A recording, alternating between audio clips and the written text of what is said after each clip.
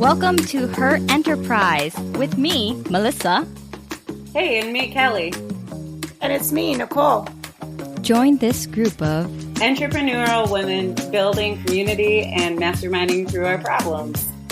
So we can all lean into your values, cut what doesn't serve you, and grow in abundance. Let's get to it, changemakers. Hey, changemakers. Welcome to Her Enterprise podcast, and I'm thrilled to have you here. We're here with Nicole. Hi, ladies. Hi, changemakers. And Mellissa. Hi, how are you all doing today? I'm doing great, and I'm Kelly. And today we're talking about using video for our business and creating an online presence, and just ways we use video as a tool in our business. So I'm really eager to hear everything Nicole and Mellissa have to say about this, because it's an area I know I'm venturing more into and am working on building all the confidence on, and all these pieces. And I know I'm not alone in this, and I'm thrilled to get these points out to you. So, yeah. Yeah, and so as the Changemaker audience, as the Her Enterprise audience, why do we even need to deal with video? Why can't we just, if we're bloggers, why can't we just keep blogging? If we're podcasters, why can't we just keep podcasting? So why should we do video? Why should we be trying to spread out into that skill? I love that question. And it's actually the number one way to connect with your audience. People connect with humans, especially that we're still in the midst of the pandemic. People connect with humans online right now. And when they see your face, that's when they connect with you. Even if you have amazing information and knowledge to pass around to them, even if you've written amazing articles, they connect best when they see you and they see you getting online. And that is a connection that you can't deny. It's really the best way to create authenticity and build your brand is to make videos and get live online with your audience. So I think it's an important topic. Yeah, I know that's so true. It's interesting because I'm thinking of just a live call I did for a private group recently for a local. She's local to me, naturopath, but her group is all over the world, these members of the group. And it was amazing to me just how many responses I got that felt like a lot more because they'd seen my face. And there was even someone in the group that was like, I see you in all my Facebook groups. And it's fantastic to hear what you have to say and see your face and like get to know your personality. And I think there's a lot less of intimidation around it. And yeah, it was really interesting. And I had so many people sign up after that like live call with them. And it was just this video conferencing into a private group. And it was such a fantastic opportunity that, yeah, it was a wonderful way to connect. I was really surprised at how many people booked sessions, not only for themselves, but their like whole family. They're like, here, my whole family's coming for you now. Yeah. Right. I feel like that is true. It's just so important to get out there and get in front of people so they see who you are. Especially when you have an online business and you have a service. I mean, in a way, we're marketing what we're selling, what we're talking about, how we care. And that's a person, they want to know who the person is. So I think it's really important. I've grown a lot. I remember the first time I did a Facebook Live was probably a year ago, and it was awkward and weird. And I didn't want to do it. I didn't want to do it, but I was working with the gut health company I'm partnered with. They were like, you really need to go online and go live. And it was true. It was right. Just being in front of people, and also it builds your authority as far as like what you want to say. When you can get on live video and just talk about what matters to you, what your service is, what your product is, that shows that you know it really well. And it shows that you're sincere. They can see the sincerity in your face. So again, it's really important to go to go live when you can. And sometimes the other thing is, though, sometimes it's hard to go live. It's nerve-wracking because it's live. People can see you right now. Another little way to go around that when you're just beginning, and what I did sometimes is I would record the video and then post it. And that way, you can kind of get your feet wet. Like, okay, I know that my hair looks good. Like, I know I did my makeup or something. If you need whatever you need to feel confident, and then record that video. And then as you get more confident, so you post the recorded stuff, and then you're not going to get that immediate feedback that you get when it goes live. But you do build your little confidence bone right in your body that says, I did it. I did video. And you get feedback, and people will say, like what happened with you, Kelly. They're like, oh my gosh, that was so great. I got a lot of information about that video from that video you posted. Thanks for posting it. And you're like, oh, I guess I should go live again because people tuned in. And so that's helpful. And then also the really big thing for me has been when it's more than one person online.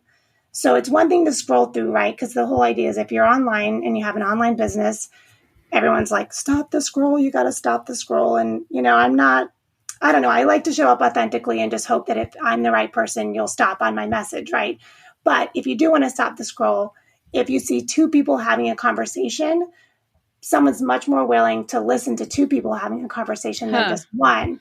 So that's why doing conversations and doing interviews they get more feedback. They just get more response and engagement from the audience. So that's another trick that I use that also builds your network when you interview somebody else and have to set up a time and you tell your followers, hey, I had this interview coming. It's going to be on Friday or whatever day. And then they know it's coming, and you need to, of course, set reminders to them. Instagram is great because it does a little live countdown you can put on so that it'll send a message to anyone who has received it. They can click it and say, yes, let me know when the countdown's over. And it'll send them a little reminder through Instagram. Hey, that person's going live. The timer went up. Cool. So that's like a little cool little feature. And then the other big thing is just to be consistent with the time. So like I always do my interviews on Fridays at 11 Central, noon Eastern. Always. If I do an interview, that's when I always try to do it. So people kind of look forward to expecting Fridays at that time. It just helps them if they're planning their day. And of course, you can watch the live later. If you didn't get a chance, you can watch the recording. But I found that's been really helpful. When I have bigger names, I try to work more around their schedule. But if we're both in the same place with our followership and our business growth, then hopefully I can get it in my same time slot. So followers know what to expect. So that's another piece. Yeah, there's a lot of different apps you can use too, like to even record those interviews. So I don't know if I can get deep in the weeds. Can I start talking about some of the actual platforms I use and some of the programs I use to record? Should we? I mean, I want to hear it. It definitely sounds like a good, I like the point you said about and immediately that's what I was starting to think of. Like, okay, how do I do an interview, and what are ways to do that? Do you have like your most user-friendly app? Yeah. I mean, my first big interview, and again, I was nervous. I remember the first time I sent a message on Facebook to the person who I wanted to interview for my very first interview. She was a holistic brain health practitioner. She has a PhD in neuroscience. She's brilliant. She also works with crystals and emotional code chiropractor. She's amazing. I guess I'm probably plugging her too much now, but she's really good, Dr. Tina Wong. So she was the first person I ever interviewed. And I just sent a Facebook message and said, hey, I really appreciate your work. And I would love to do either a Facebook live group or Instagram live with you. And I gave two options because not everyone's on Instagram, but Facebook people usually are either on Facebook or Instagram. And you could also do it on Zoom if that's easier. Just say, I want to do a Zoom call. Well, may I screen record it? And then, Zoom will let you record it too. And then you can post it later if you don't want it to be live. But I remember that first message, I was so nervous.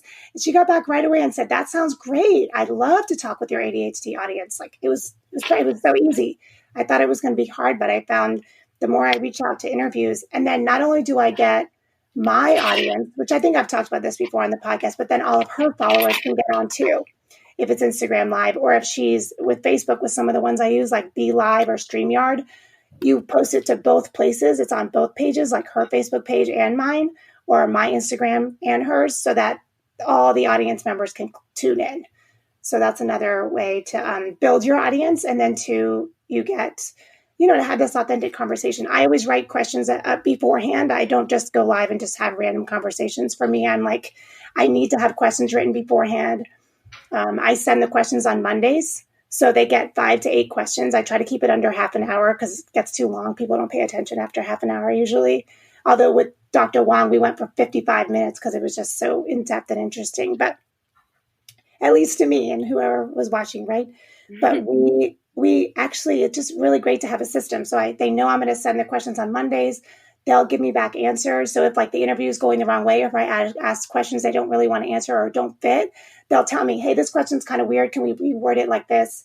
So we have a little back and forth about the questions, or sometimes they're like, questions look great. And then that's it. Some of them will answer all the questions for me. So it's great. I know what they're going to say. And some of them will just be like, looks good. And then we just have the conversation. And that's it. And then I ask the questions on Friday in my interview show. And it's been going really great. I've been getting good feedback. We both promote it. Like on Instagram, I'm doing travel with family. I think we can actually broach the subject of travel again now that the vaccine is slowly rolling out. Slowly but surely. So maybe by the end of the summer or the end of 2021. And she's actually developed an app for family travel. It's really awesome, especially families with special needs. So you can help look for all those places that can help. But anyway, so I'm doing an interview with her, and she got the questions and she sent back, and she's been promoting it on her page as I promote it on mine. And so it's been really great for growing our network, and then also just getting comfortable with video because I have to go live and I have to answer the questions on TV, right? It's not TV. Sorry. I sound like the old woman that I am on Instagram. But you know what I'm saying? So, yeah. So that's one other thing I wrote down on my notes is lighting, which is so important. Lighting is so important. So I'm going to say that one more time. Your lighting is very, very important. So what do you do with lighting?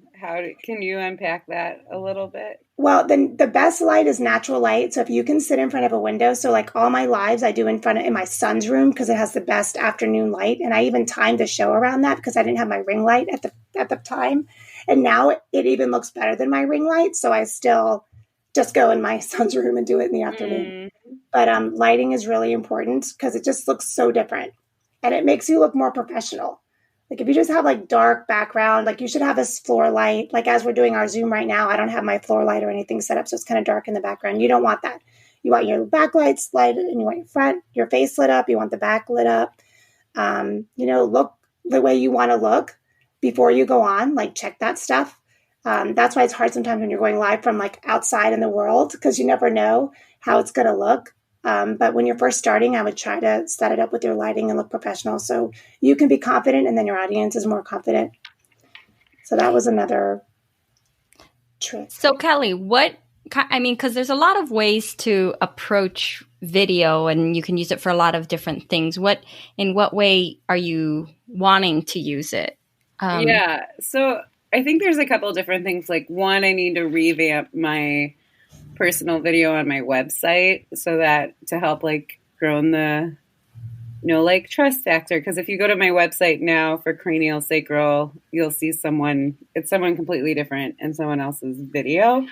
So I could do that, but then also just like different lives or just different things. I'm also creating a platform more privately for my clients so that they can have all these videos with exercises they can do at home or interviews with providers and things like that would also be a part of their team. But I do like that networking aspect of it, and connecting resources for your clients and people. So I think those were the more private ones. I have always thought, like you mentioned once, was it Ramit has he comes on he does the same thing you do, Nicole, where he goes on the same time every. Yeah, I don't know that he's still doing it, but he was doing it at the beginning of the pandemic. He had fireside chats. Yes. He would get on in the evening at like 9 p.m. Eastern time and talk about whatever he wanted to, essentially. Mm-hmm. And it was just at the beginning of the pandemic. I think he was trying to, connect with people and everything. I'm not going to talk about what he was planning to do because I have no idea. Right. But yeah, he was doing it. He was doing lives on Instagram at the start of the pandemic. But another person who's doing lives every day, but he's doing it via YouTube, is Pat Flynn. So Pat Flynn's been doing lives for like over 300 days. And so he's almost at 365 days. And that's like one of the people I go to. So I can totally vouch for what, Nicole was saying, which is like, you really do feel more connected. But I don't think it's just the video though. It's not just the fact that there's video, it's the interaction. So it's the fact that there's a chat there that you can actually ask questions and people can talk to each other. At least for me, that's been one of the things. And so, yeah, I've been going to that consistently and been able to like make new acquaintances, make new friends, and get my website reviewed. And so, yeah, there's a lot of benefits to doing video, but I don't think necessarily that you have to go live either. So you can, obviously that's Nicole's thing. I don't do lives, so I don't know, but I do record videos. They're not posted because they're more private. And so because I've been part of Pat Flynn community, he's challenged us to reach out to your audience by sending them a personalized video to them. So, look for people who have just recently bought from you and click on, however they follow you, Instagram thing. I mean, you can do it through Facebook even. So you can record yourself, do a video and then just send it. And so you're not live, it's recorded, and you could delete it if you don't like it. And oh man, you can do audio too. So there's lots of possibilities where you can like just record yourself and then post it later. There's this one when speech. When you're doing the Facebook one, the video, I think if you just hold the camera feature, like don't go to your pictures, not the landscape picture, but the actual camera, like it's going to take a picture of you, and then you can do the video, and then you can send it or delete that. Sorry, I think that's just for the because I want to do that on Instagram. Is like there's certain people that are probably like higher profiled, and I don't have their personal like information, but sending them like thank you videos for their work or something is something that I want to do. But and so that one would probably, I think in Instagram you can send direct messages, but I know with Facebook on Messenger you could send the direct message, so you wouldn't be posting it on your page to everyone. Right.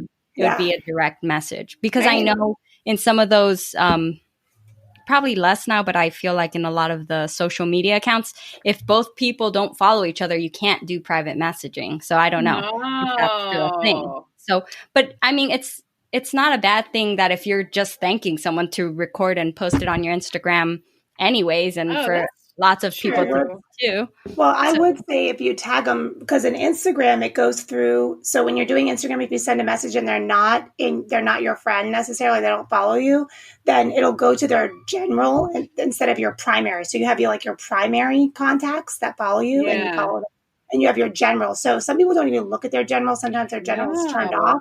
Or if they have a lot of followers, they probably never look at their general because they don't have the bandwidth for it. So what you can do, though, is like you said, what Mellissa said, is if you tag them in your video and tag it, and I always tag people in my actual posts rather than just tagging them below. For some reason, if you tag on the video on Instagram, they can actually go, and then you can have pre-engagement. So I always tag the people I want, like in my ADHD community. I have like ADHD Journey, and I have ADHD Butterfly. There's a couple accounts that we talk. And so I'll tag them so I know that they'll start talking on my posts just like I talk on theirs. And that's another way to get it. And then, so not only are they seeing your beautiful face show up and say thank you and be gracious like you are, because you're amazing, but then you also tag them so they'll see that. That'll show up in their messages. That'll show up, in their likes and their messages, versus it won't go to like general. It'll actually show up. Okay. So that might be another way to do it. Now I want to make sure it'll show up in their primary. I just know, my son who has an Instagram now. Oh gosh. Is always like, they're a real friend if they're in your general or your primary. He's like, that's the thing. Like, nobody cares if you're in your, he's like, nobody cares about general. You have to be in the primary, Mom. I'm like, okay. So, and then I wanted to talk to you, Mellissa, about the audio stuff, because you do so much work with that too. The video recordings of the audio, like our podcasts and stuff. Could you talk about what tools you use for that and how that works? Okay. Yeah. So, if you're following her enterprise, maybe you know that we have a YouTube channel where it's actually our audio. I know some people don't have access or prefer to watch their video or prefer to listen to their podcasts on YouTube.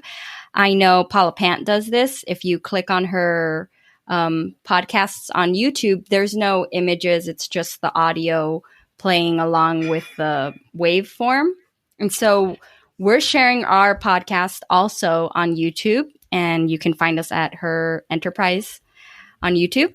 Thankfully, the program that we use to do our podcasts automatically creates a video. And so we just pull that video down and have to upload it to YouTube. And it's, I mean, if you're just getting started with YouTube, it can seem kind of overwhelming, but YouTube actually has tutorials that they include once you decide to create a channel. So there's a lot of really good information there to get started. The timing piece, I know we talked a little bit more about, and people worry about that, like the scheduling and consistency and the importance of that and feeling inconsistent. Like, what are some of your strategies for keeping it consistent? Or, I don't know. And sometimes maybe we're letting perfect be the enemy of good when it's like, well, just do something.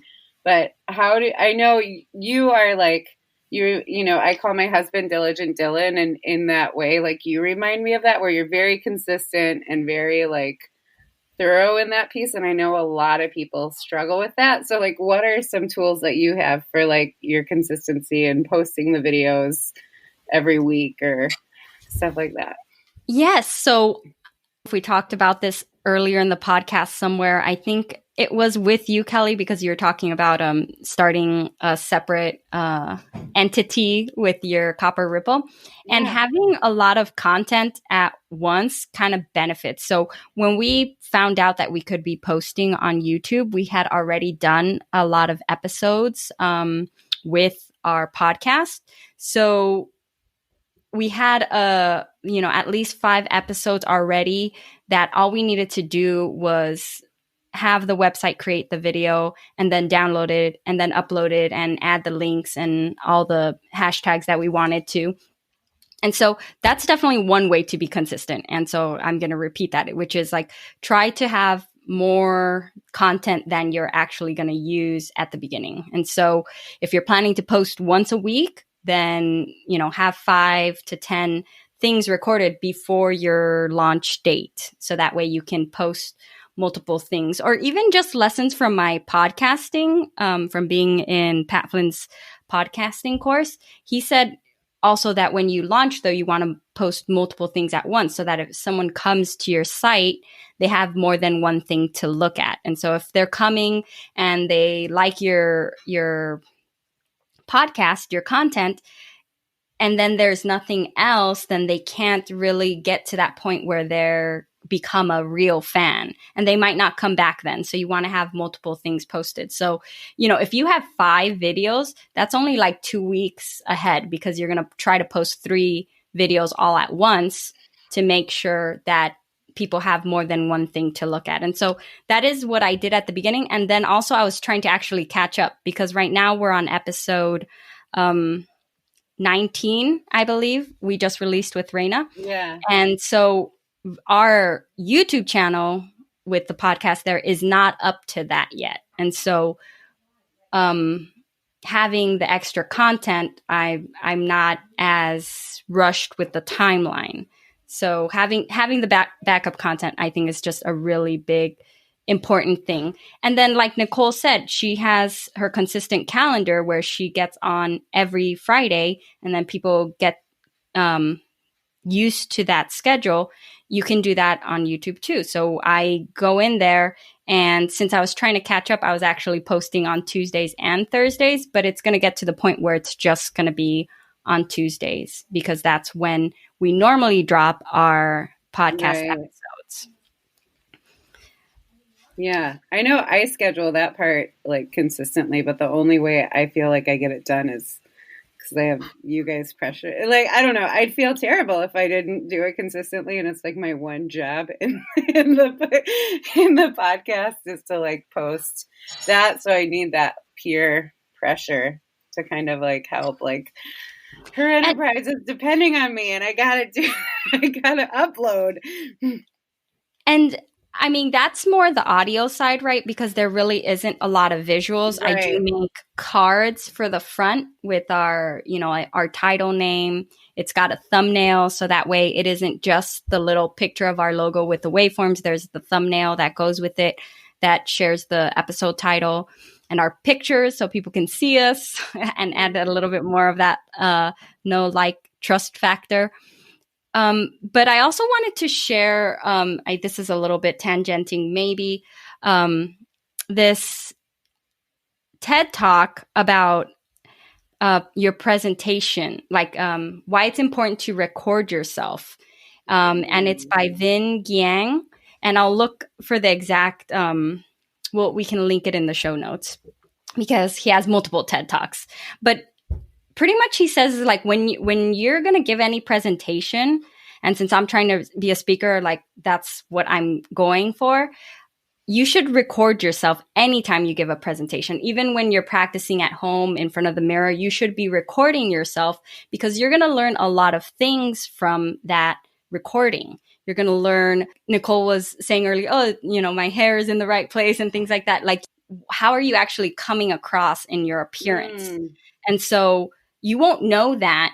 My husband likes to say, is like, do I look good? You tell me, because I'm not the one who's going to look at myself. Like, I don't have to look at myself in the mirror. And so it's like, okay, so you don't see yourself when you're presenting. You don't see yourself really when you're on YouTube Live or doing those things. You're trying to interact with whoever else is there or your audience.